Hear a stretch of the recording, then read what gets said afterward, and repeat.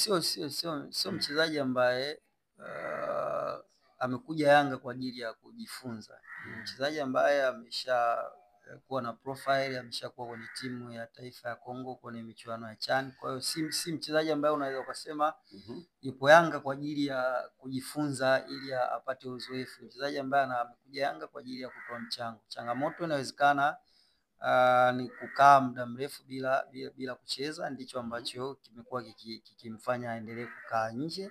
Lakini sasa hivi walimu walikuwa wanatoa taarifa anahitaji kuendelea kufanya mazoezi, na inaonekana sasa hivi ameshakuwa vizuri kwa ajili ya kucheza, na utamwona siku hadi siku kuna kitu ambacho anaweza kitoa. Kikubwa ambacho labda kwake ni wachezaji ambao wana kasi, na mchezaji mwenye kasi anahitaji eneo kubwa la kucheza. Kwa hiyo anahitaji pia wachezaji wenzie waweze kumtengenezea hayo mazingira ya kukimbia, kwa sababu mchezaji mwenye mbio sehemu pakiwa pamefunga sana, unaweza usimuone na kuona ule ubora ambao yuko nao.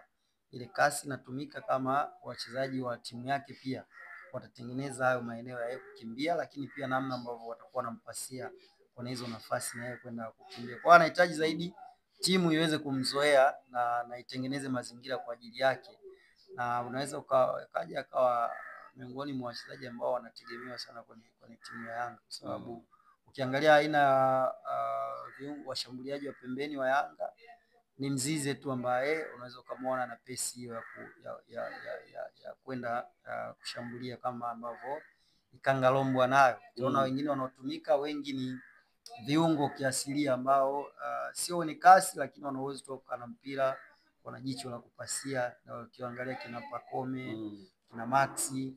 Kwa hiyo kwa timu ambayo inazuia kwa kutumia wanasema ile chini, kwa maana ile low block, unaweza Pacome na Maxi wakawa wana impact kubwa. Lakini kwa timu ambayo inacheza na kuchezea high block, kwa maana inakuja juu kwenu kuwakabia, unaweza ukaona wachezaji kama Ikangalombo ndio ambao wanaweza kuwa na msaada mkubwa kwa nyakati hizo. Lakini kuna muda mwingine anakuwa ni mzuri sana anapokuwa pale mbele, yani akicheza kama striker. Mimi naona kama anakuwa na uzuri fulani wa kuweza kuangalia goli moja kwa moja, yani anapotokea pembeni ni mzuri zaidi, lakini akiwepo katikati pale kama striker pia mimi namuona kama vile bado ni bora. Wewe unaonaje? Baada ya mchezo ambaye amecheza kama mitatu hivi, hata mashabiki walikuwa wanasema kwamba huyu jamaa akitokea hapa ndio mzuri zaidi.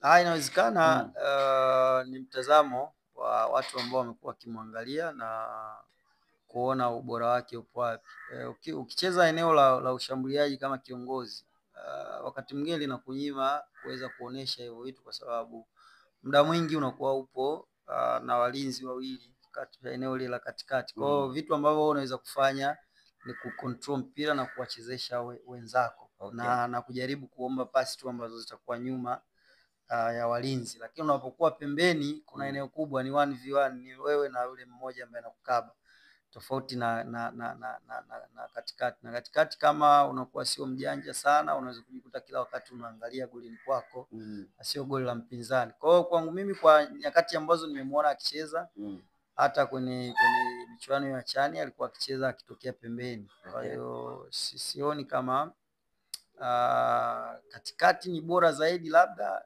kama mwalimu ataamua kutengeneza hayo mazingira ya kumtengenezea kucheza katikati, kwa maana kiongozi, mshambuliaji kiongozi, tunaweza sasa kuanza kumuona na kuona ni kipi ambacho anaweza akaofa. Kwa mimi nadhani bado anahitaji muda kuendelea kuzoeana na timu yake ili ule uimara wake waweze kutumia.